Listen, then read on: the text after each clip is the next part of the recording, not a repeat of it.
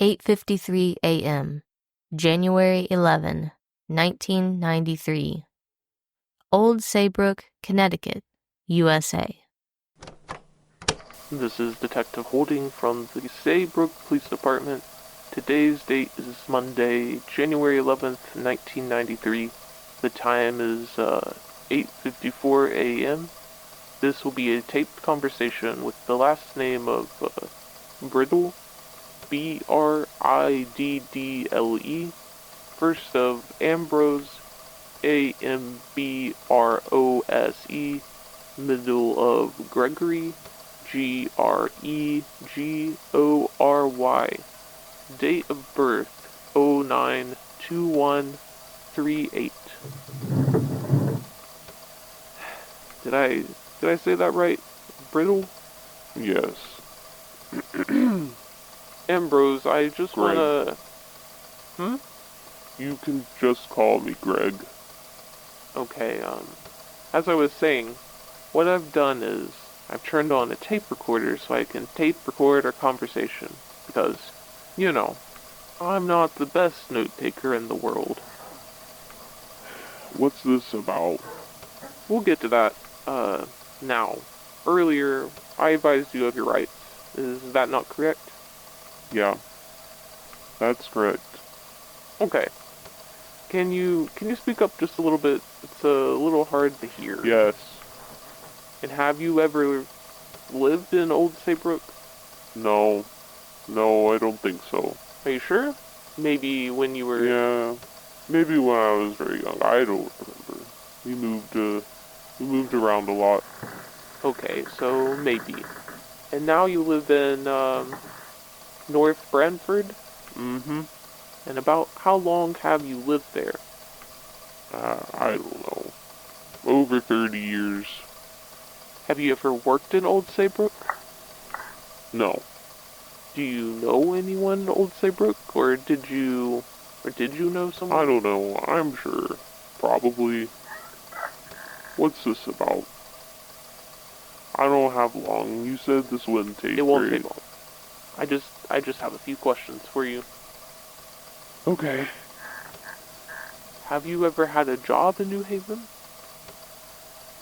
Yeah, a few. Can you give me a list? I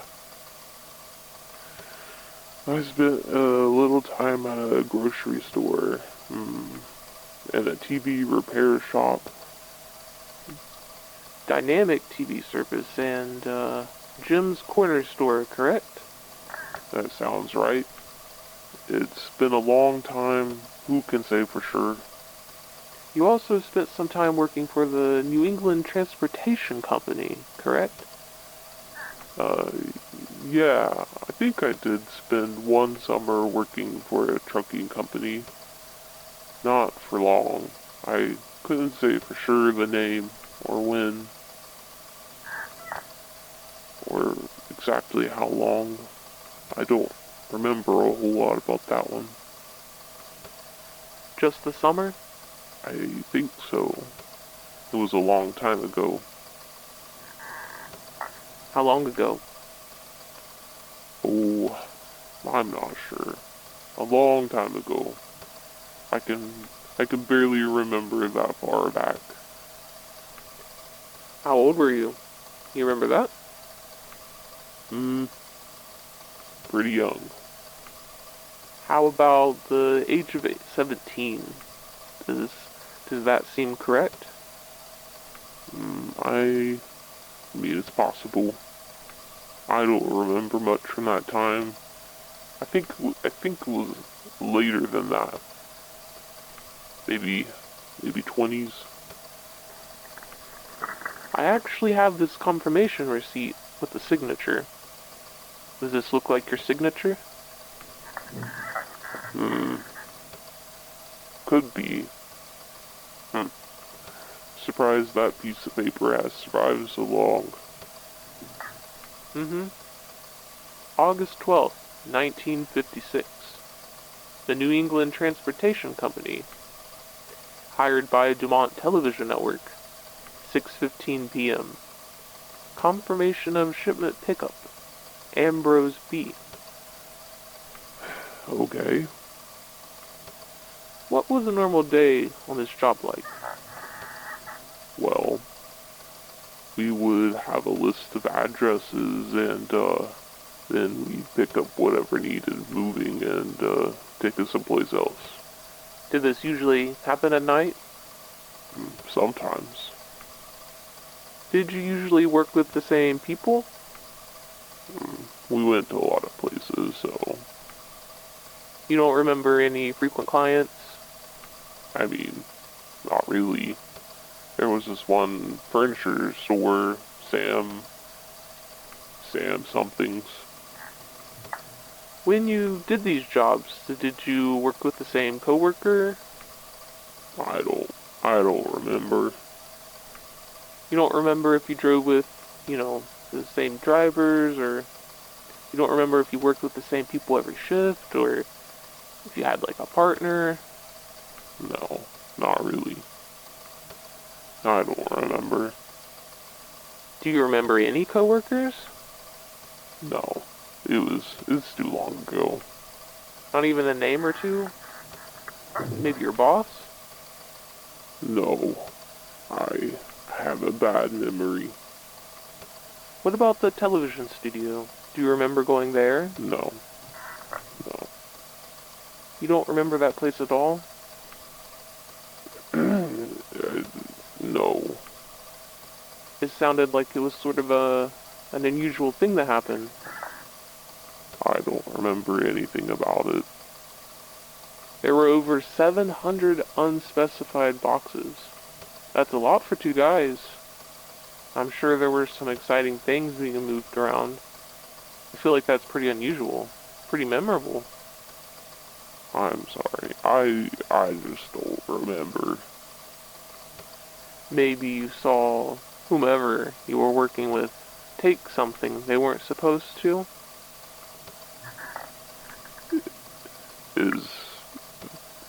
Is that what this is about?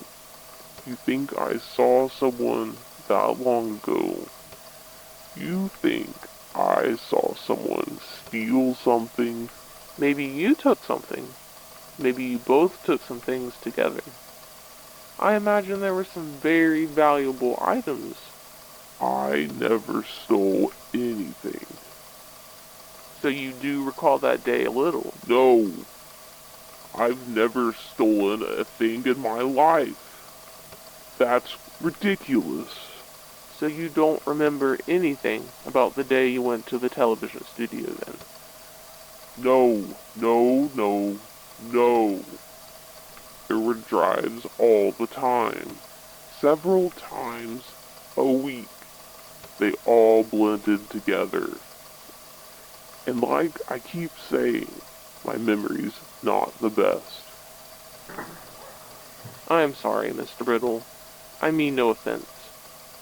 I'm sure you understand, though. I believe you. I really do. I can't do... I don't know what you want from me. I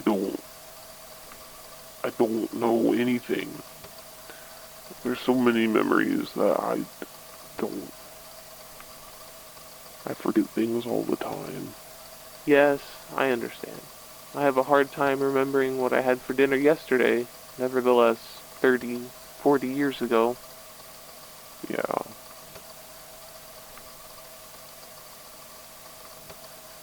However, I believe you remember this day. What? No, I already told. Like I said, I find that hard to believe. Do you recognize this man? I don't know. No, I don't think so. You don't recognize him? No. You know that's not true. I don't know. Look at him again. Look at him again. His name is Paul Lawrence, and you knew him. No. I've never seen this man. I can make things very difficult for you, Mr. Briddle. Now, I know you're a good guy. and I don't want to make things difficult for you. Lying during an investigation is a crime. Do you want to go to prison? At your age? This is crazy. I don't know anything about... He was on that job with you that night, wasn't he? I don't think so.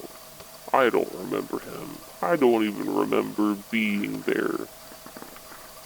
Says so right here. You were there. You both were there. Where? I don't understand why you're asking me questions when it seems like you already have your own answers. I don't have time for this. Sit down, Mr. Briddle. You can't leave. I'm not going to put up with this. Sit down. Sit down. Now, I know who you are, where you were, and who you were with, and I have a pretty good idea of what happened. I haven't done anything. No. You had a chance to talk. You had a chance to talk a long time ago, too, didn't you? No, don't answer. Like I said, I know you're a good guy, so I'm gonna wipe the slate clean and give you another chance to explain yourself. Explain what happened. This was only a few hours after your shift. Officer, I'll give you a few minutes to take a long look, to remember Mr. Lawrence and what happened to him. What maybe you know someone else did to him. What maybe you did to him. No. I didn't. I did Take not. some time to think about it. No. Can I? It's okay. Stay here. I'll let you compose yourself, and I'll be right back. Can I get you anything?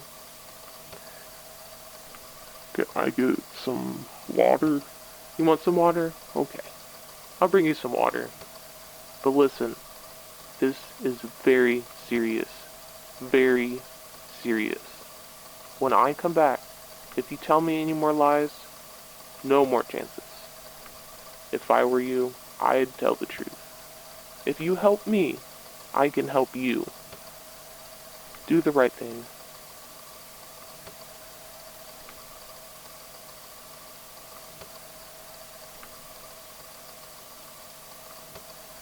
I can't do this again. I can't do this again. I can't do this again. I can't do this again. I can't do this again. I can't do this again.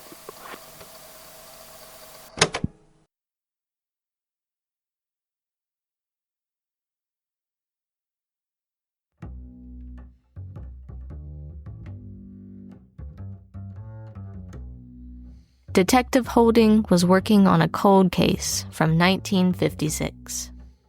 Poring over what files and photos were left, he discovered an error. Ambrose Briddle was never interviewed. At least, no evidence of one remained. Briddle was an obvious suspect. First, he was with the victim the night he died. Second, he was a co-worker. And third, he immediately quit his job the day after. It seemed blatantly obvious. An impatient, fidgety old man, the out-of-the-blue inquiry went as Holding expected. Not well.